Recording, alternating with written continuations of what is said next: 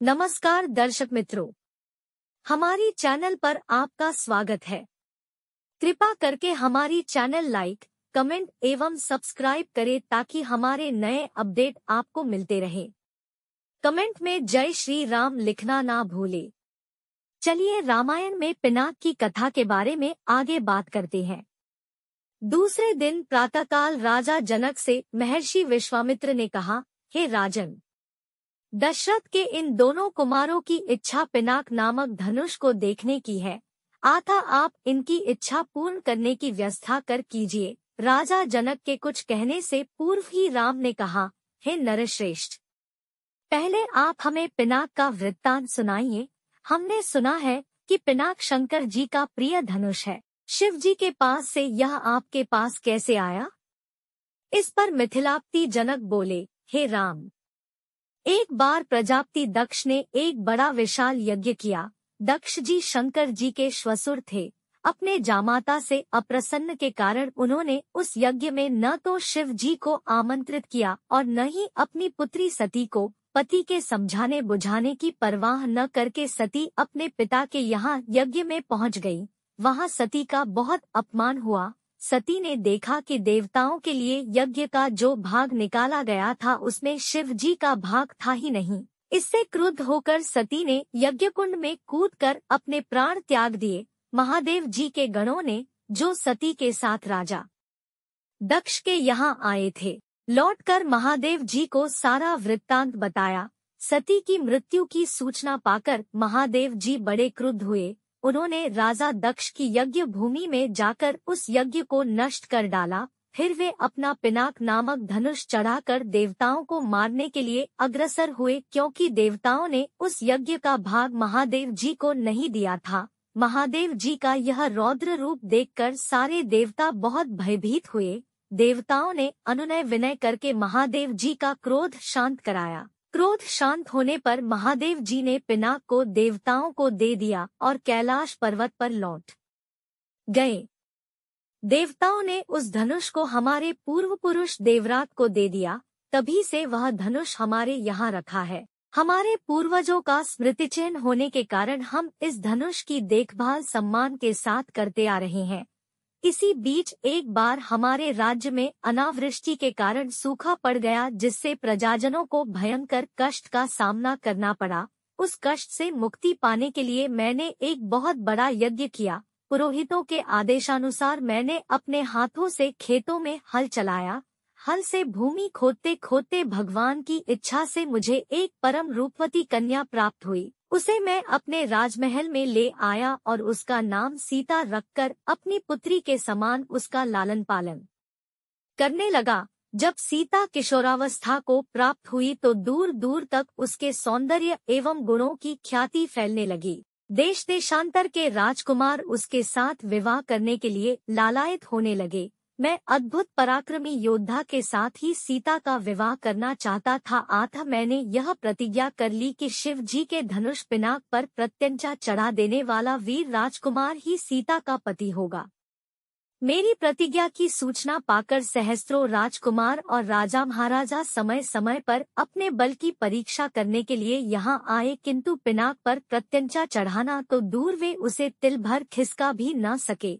जब वे अपने उद्देश्य में इस प्रकार निराश हो गए तो वे सब मिलकर मेरे राज्य में उत्पात मचाने लगे। मेरे प्रदेश को चारों ओर से घेर लिया और निरीह प्रजाजनों को लूटकर आतंक फैलाने लगे।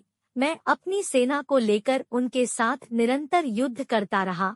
वे अनेक राजा थे, उनके पास सेना भी बहुत अधिक थी, इसलिए इस संघर्ष में मेरी बहुत सी सेना नष्ट हो गई। इस पर मैंने भगवान को सहारा मानकर उनकी तपस्या की। मेरी तपस्या से प्रसन्न होकर भगवान ने मुझे देवताओं की चतुरंगिणी सेना प्रदान की। उस सेना ने आत्ताई राजाओं के साथ भयंकर युद्ध किया और सभी उपद्रवी राजकुमारों को भगाया। उनके भाग जाने के बाद मैंने सोचा कि एक विशाल यज्ञ करके इस अवसर पर ही अपनी प्रतिज्ञा पूरी करूं और सीता का विवाह कर निश्चिंत हो जाऊं। इसीलिए मैंने इस महान यज्ञ का आयोजन किया है। अब जो कोई भी महादेव जी के इस धनुष की प्रत्यंचा चढ़ा देगा, उसी वीर पुरुष के साथ में अपनी अनुपम गुणवती पुत्री सीता का विवाह करके निश्चिंत हो जाऊंगा। मिथिला नरेश के वहां से विदा हो जाने पर ऋषि विश्वामित्र राम और लक्ष्मण को लेकर यज्ञ मंडप में गए। यज्ञ मंडप को अत्यंत सुरुचि के साथ सजाया गया था। उस भव्य मंडप को देखकर लगता था मानो वह देवराज इंद्र का दरबार हो। देश देशांतर के राजा महाराजाओं के बैठने की अति सुंदर व्यवस्था की गई थी। मंडप के ऊपर बहुमूल्य रत्नों से बने झालरयुक्त आकर्षक वस्त्रों का वितान तना हुआ था। वितान के चारों ओर फहरते हुए पताके मिथिलाप्ति की कीर्ति को प्रदर्शित कर रहे थे। बीच बीच में रत्नजटित स्तंभ बनाए गए थे। वेदपाठी ब्राह्मण एवं तपस्वी शांति पाठ कर रहे थे। देदीप्यमान वस्त्राभूषणों को धारण किए राजकुमार अपने अपने आसनों पर विराजमान थे। ऐसा लग रहा था मानो सैकड़ों इंद्र अपने वैभव और सौंदर्य का प्रदर्शन करने के लिए महाराज जनक की यज्ञ भूमि में एकत्रित हुए हों। इस सौंदर्य का अवलोकन करने के लिए जनकपुर की लावण्यमयी रमणियां अपने घरों के झरोखों से झांक रही थी। गर्जन तर्जन करते हुए पिनाक को इस मनोमुग्धकारी वातावरण में यज्ञ भूमि में लाया गया। सभी की उत्सुक दृष्टि उसी ओर घूम गई। सहस्त्रों व्यक्ति उस धनुष को एक विशाल गाड़ी में धीरे धीरे खींच रहे थे। उस विशालकाय वज्र के समान धनुष को देखकर बड़े बड़े बलवानों का धैर्य छूटने लगा और पसीना आने लगा। पिनाक को यथास्थान पर स्थापित कर दिया गया। राजा जनक के ज्येष्ठ पुत्र सीता एवं उनकी सहेलियों को साथ लेकर धनुष के पास आए और बोले, हे संपूर्ण संसार के राजाओं और राजकुमारों, महाराज जनक ने प्रतिज्ञा की है कि जो कोई भी महादेव जी के इस पिनाक नामक धनुष की प्रत्यंचा को चढ़ाएगा उसके साथ मिथिलाप्ति महाराज जनक अपनी राजकुमारी सीता का विवाह कर देंगे। राजा जनक की इस प्रतिज्ञा को सुनकर राजा और राजकुमार बारी बारी से उस धनुष पर प्रत्यंचा चढ़ाने के लिए आए, किंतु भरपूर प्रयास करके भी उस पर प्रत्यंचा चढ़ाना तो दूर उसे हिला भी न सके।